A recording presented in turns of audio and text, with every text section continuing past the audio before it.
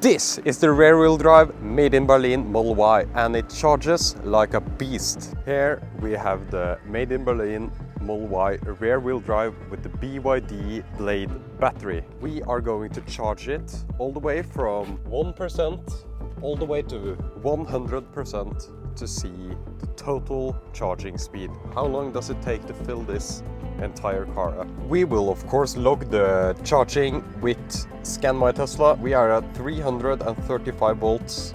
This charger can do a maximum of 500 amps. I don't think this car will take 500 amps, so I think we are good. Anyways, we will see the entire charging curve here. Just a little note, we will look at the battery temperature, 35 degrees Celsius at the maximum temperature. Battery inlet is 33 degrees Celsius.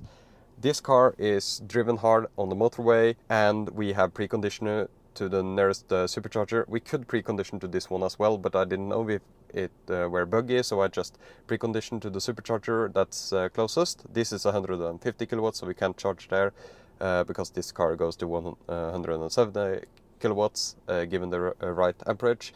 Anyways, we have a hot battery. Just that was the only thing I wanted to show. So if we go to battery here, display, here we go. This is what we are interested in. It's communicating and it's spinning up. We're using the wrong plug because I am sure this works. I'm not sure about this one. It's no one here anyways. Okay, so we are starting off at 148 kilowatts, 165 kilowatts, 174 kilowatts, 173 kilowatts. We seem to get the maximum speed, and we are off to a fantastic start. I have turned off the climate control and we are still at 172 kilowatts at 5% already. We will just go into service mode and high voltage charging. We are getting 460 amps, so almost maxing out the charger. Keep in mind that on V3 superchargers you can get 600 amps, but this doesn't seem to matter for this car anyways. Of course, you would want to choose something faster than V2 though. So at 8%, we are at 172 kilowatts, still locked in at 172, 173. The climate is off. The minimum cell temperature is 29 degrees and the maximum is 47 degrees and rising. We will see. It's -2 degrees outside, so that might affect the charging test here. But at least I think the battery was as hot as I could get it before I started. So the battery voltage is 377 volts right now. It's probably boosted a little bit, and not nominal voltage. Battery current is 454 amps. It's the same reporting right here, so we know that our app works and our OBD works. 13%, still at 173. Nice. We are this is such a flat charging curve so far, so I'm interested to see how this performs. Still pulling 450 amps from the charger. That results in 171 kilowatts. It shows 172 here. 173. Anyways, we are at 17% already, so this is a nice flat charging curve so far, and I'm interested to see how long it lasts. How often can you say that you see 24%, 35 minutes remaining? This car is charging like an absolute beast. 172 kilowatts flat. We are at 31% and now we are throttling to 137 kilowatts. This is still good, but it's significantly lower than 170. So let's see, how can we find out what's the cause for the limit down to 134? The battery max temperature here is most likely the cause. 59 degrees might be the cause for the limit. But we are still chugging along at 130 kilowatts.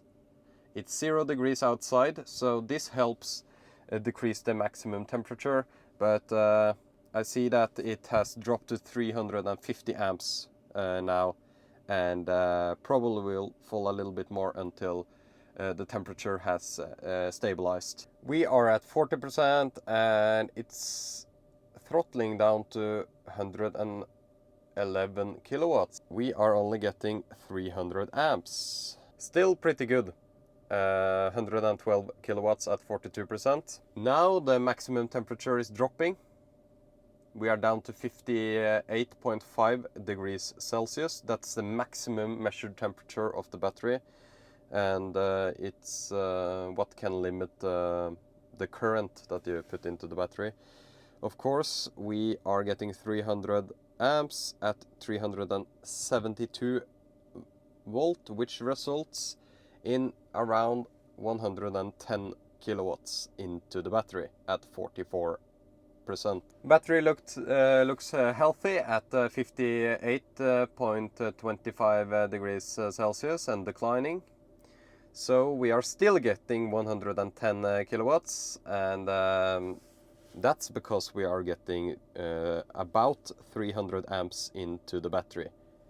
So it seems very controlled and nice, and keeping at 112 kilowatts at 49% is pretty good. Something you also have to consider when you are charging is 110 kilowatts at 50%. There are certain soft architectures that make it possible to have more than that, and there are other cars that have more than that, but there are no other cars that have the efficiency that we measured in our efficiency video in this size of car. So you get a lot of range for your kilowatt hours that you put into the battery. So this means that 110 at 50%, that's very good in my opinion, very good for Tesla, but especially good because this car is efficient. The kilowatt hours you put into battery matters more. It doesn't matter if the car charges at 300 kilowatts if it's not efficient. You need to be able to go far on the kilowatt hours that you put into the battery. So that's why this car is so fantastic, and this configuration specifically with the BYD Blade battery. It's super efficient.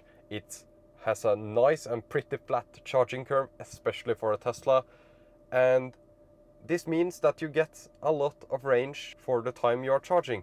59%, and we are still getting 112 kilowatts. This is awesome for such an efficient car. We are dipping below 100 kilowatts for the first time, and we are at 66%. The battery temperature is declining steadily, so this points to a healthy charging curve. We are at 76% and we are pulling 75 kilowatts still. That's pretty good, I would say. I'll of course do calculation and stuff and just pull all the numbers up here. So you get 0 to 100 times, 10 to 80 times, etc. I have all the data because I have screen recorded the entire charging session with this awesome BYD Blade battery in the rear wheel drive, made in Berlin, Tesla Model Y. We're getting the battery almost full warning, and it says it slows down because we are getting a full battery. So we are at 82% and still pulling over 50 kilowatts. The car is making some weird noises. Anyways, the maximum temperature is now under 50 degrees. And we are pulling 56 kilowatts at 84%.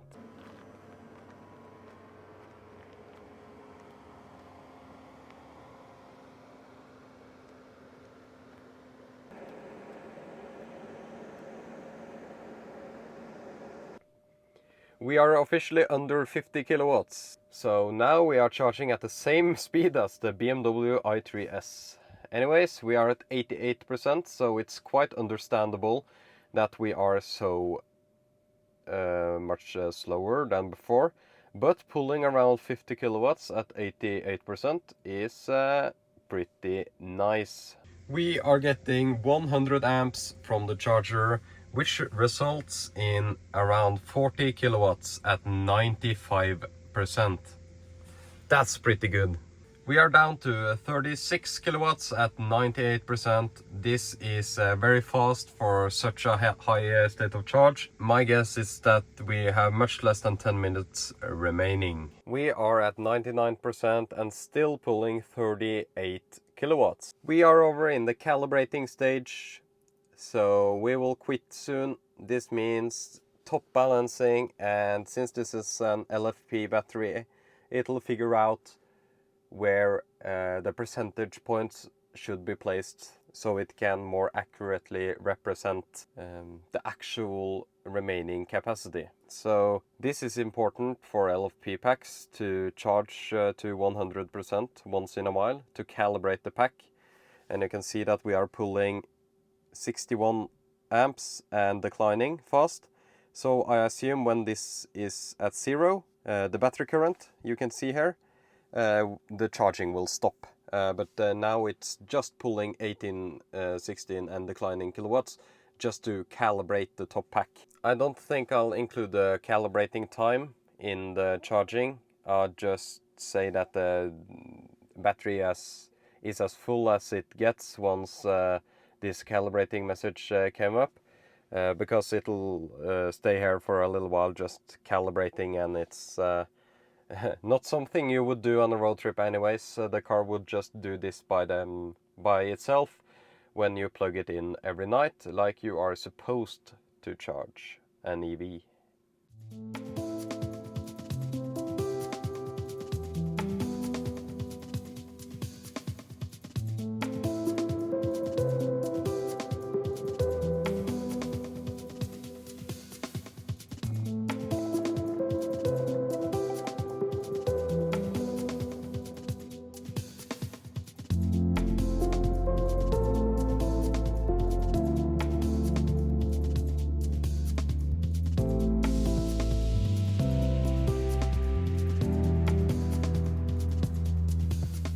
Thank you for watching my charging video of the Made in Berlin Model Y rear wheel drive.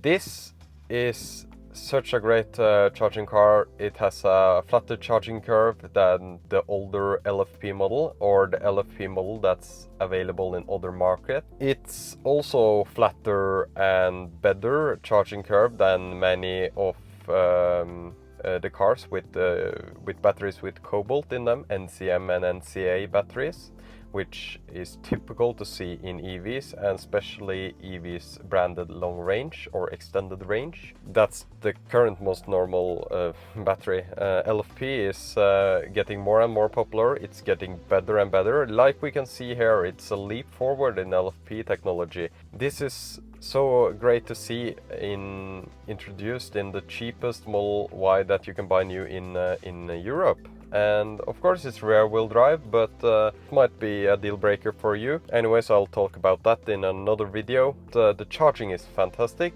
and you get an efficient car. So the charging is actually worth something. 100 kilowatts means more than in a car where you are not as efficient. They are less likely to cause catch fire. They are very safe batteries. Of course, this is not a normal thing in EVs anyways, but it's definitely a point.